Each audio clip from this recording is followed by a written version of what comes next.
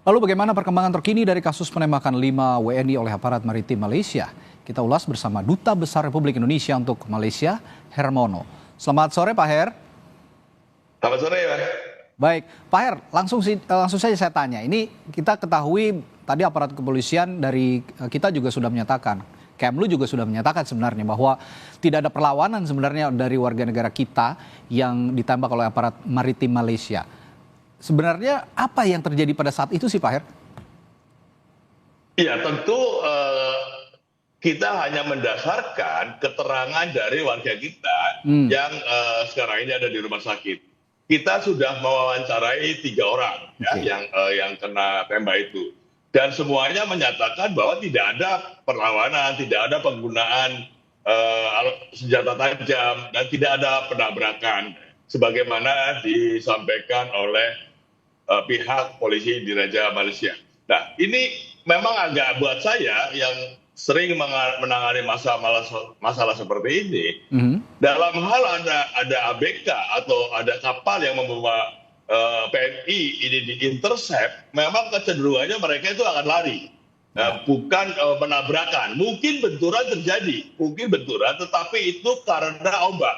Kan ini kapalnya kecil aja. Ya, kapalnya kecil, karena ombak dia membentur-bentur kapalnya APMM itu mungkin. Tetapi kalau dia menabrakkan kapal PMI ini ke kapal APMM, saya kira kok agak janggal ya. Jadi ini ada perbedaan fakta menurut polisi Malaysia dan fakta menurut warga kita yang ada di kapal tersebut.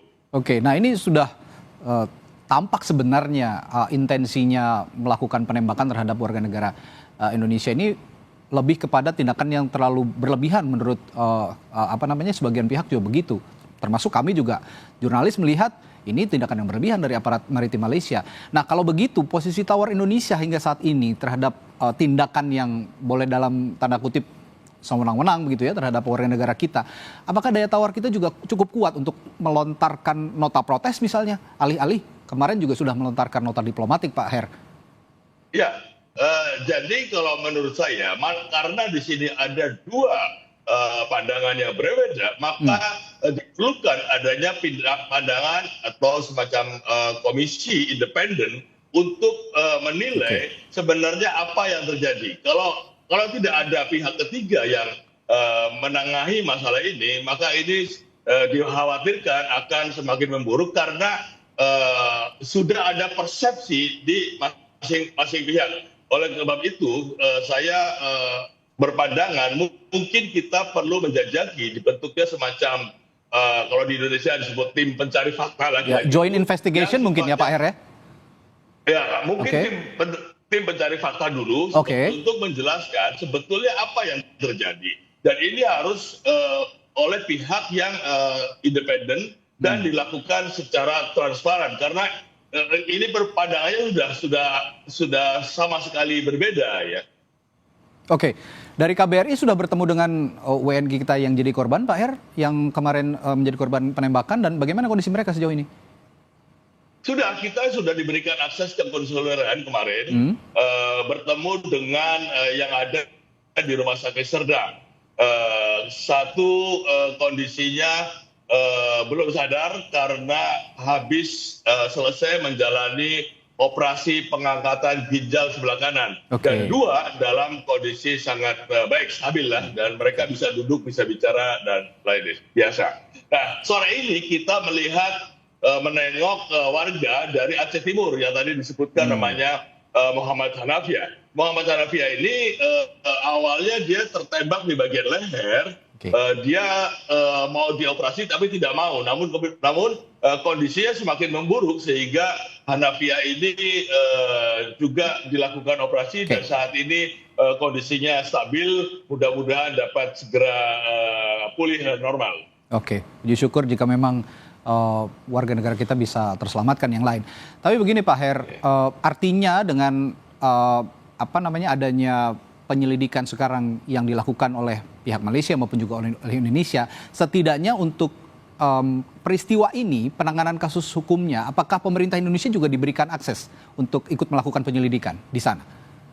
Kita belum sampai ke sana. Ini kan kita baru mendapatkan keterangan yang berbeda dari versi yang disampaikan oleh pihak Malaysia. Oleh sebab itu langkah berikutnya tentu kita akan membicarakan bagaimana kita memverifikasi keterangan yang diberikan oleh PDRM dan juga keterangan yang diberikan oleh warga kita, mana yang benar. Nah ini saya kira tugas dari suatu tim independen, apapun itu namanya, sehingga masing-masing nanti hasilnya itu betul-betul kredibel dan dapat dipercaya. Karena kalau tidak, ini akan berpotensi menimbulkan gejolak lah ya, mengganggu hubungan bilateral, mengingat apalagi Bapak Presiden tadi menyatakan masalah PMI akan diselesaikan dan baru saja berkunjung ke Malaysia. Jadi ini yang langkah berikutnya yang akan kita bicarakan adalah mencari suatu mekanisme untuk memverifikasi keterangan yang diberikan oleh PDRM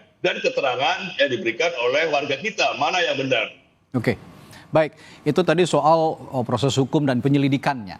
Tapi dalam konteks peristiwa ini Pak Her, pemerintah Indonesia juga bukan tanpa celah. Karena kita ketahui ternyata warga negara Indonesia yang berupaya untuk menyeberang ke wilayah Malaysia ini merupakan pekerja migran yang unprocedural. Konon begitu.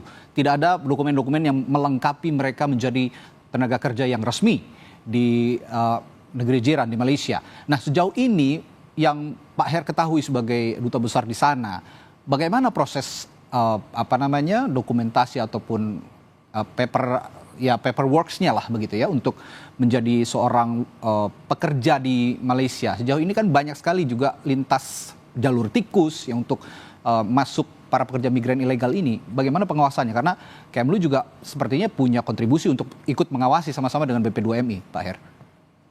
Ya, ini memang masalah yang boleh dikatakan klasik. Klasik, ya betul. Dari tahun ke tahun selalu terjadi, dan menjelang Hari Raya Idul Fitri serta menjelang Hari Raya Idul Adha itu akan banyak warga kita yang kembali ke Indonesia melalui jalur tikus. Nah, mereka ini sengaja memilih jalur tikus dengan membayar biasanya antara 1.200 sampai 1.500 untuk menghindari kena blacklist. Ya, kalau mereka tidak memiliki dokumen maka akan ditangkap.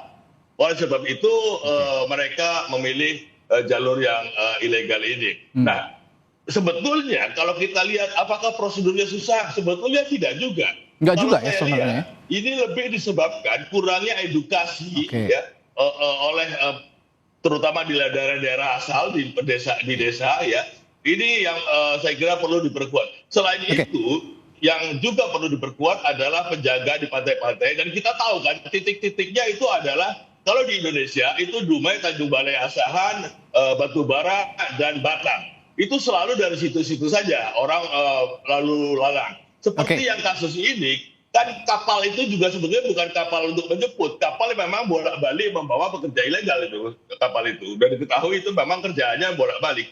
Mungkin ini perlu juga ada penindakan yang lebih tegas kepada kapal-kapal yang digunakan untuk membawa pekerja migran keluar masuk Malaysia. Baik Pak Her, konkretnya begini, Pak Prabowo, Presiden kita juga sudah bertemu dengan Perdana Menteri Malaysia Anwar Ibrahim dan mengatakan semua permasalahan Indonesia-Malaysia akan diselesaikan, termasuk masalah tenaga kerja. Konkretnya sudah ada tindak lanjut apa belum? Karena ya Malaysia juga harus memperlakukan dengan baik para pekerja migran. Tapi di satu sisi, paperworks para pekerja migran kita juga harus dipenuhi dengan baik. Bagaimana solusinya? Sudah ada tindak lanjut, Pak? Ya, ini kan Bapak Presiden baru 2-3 hari saja ya kembali dari Malaysia. Dan sebetulnya kondisi sekarang sudah lebih baik ya. Artinya misalkan yang selama ini selalu menjadi persoalan adalah pekerja rumah tangga. Dan kita sudah memiliki MOU mengenai penempatan dan perlindungan pekerja rumah tangga yang sangat baik. Nah, kemarin kita sudah usulkan ada suatu MOU untuk pekerja yang sektor formal atau yang non rumah tangga. Ini Malaysia sudah sepakat.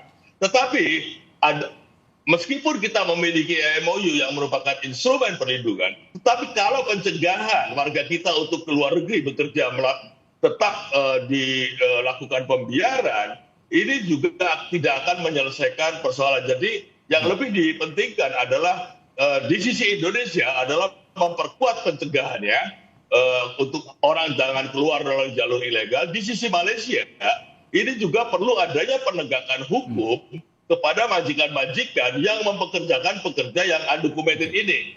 Jadi kan undang-undang Malaysia juga dapat menghukum majikan-majikan yang mempekerjakan pekerja undocumented. Nah, kalau ini tidak diselesaikan, maka kasus-kasus undocumented itu selalu terjadi. Persoalannya yang semua kasus 95% yang terjadi adalah yang mengenai pekerja kita yang undocumented. Jadi memang kerawanannya ada di sini. Nah, Pak Her, kalau begitu saya ingin juga mengetahui point of view Anda sebagai duta besar begitu ya dalam kasus ini, dalam permasalahan inilah begitu ya. Mengapa kalau menurut Pak Her banyak PJTKI yang ilegal saat ini, dan bagaimana juga menertibkannya? Jangan-jangan kita juga nggak punya political will, maunya mengeruk devisa tapi tidak ada pengawasan atau pengurusan paperwork yang proper begitu kira-kira? Ya, ini begini. Sebetulnya mereka kan bukan P3MI atau tadi disebut PJTKI. Mereka ini adalah calo-calo yang berkeliaran di kampung-kampung membujuk warga kita untuk bekerja di luar negeri.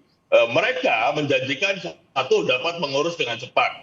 Yang kedua, mereka pada umumnya juga memberi uang ya kepada warga kita, kepada keluarganya yang akan pergi ke luar negeri. Jadi inilah yang menjadi daya tarik bagi PMI kita untuk pergi secara non prosedur, karena satu cepat, dua justru dapat uang. Nah ini yang menjadi persoalan. Nah, padahal kalau kita di situ sudah ada uang yang digunakan untuk membujuk seseorang pergi ke luar negeri, otomatis itu harusnya masuk pada trafficking. Jadi penegakan hukum kepada calo-calo ini menjadi sangat urgent. Karena selama ini terkesan mereka bebas-bebas saja gitu ya untuk melakukan perekrutan secara ilegal. Ya, berarti ketahuan sudah dispute-nya di mana Pak Hermono mengungkapkan sore hari ini.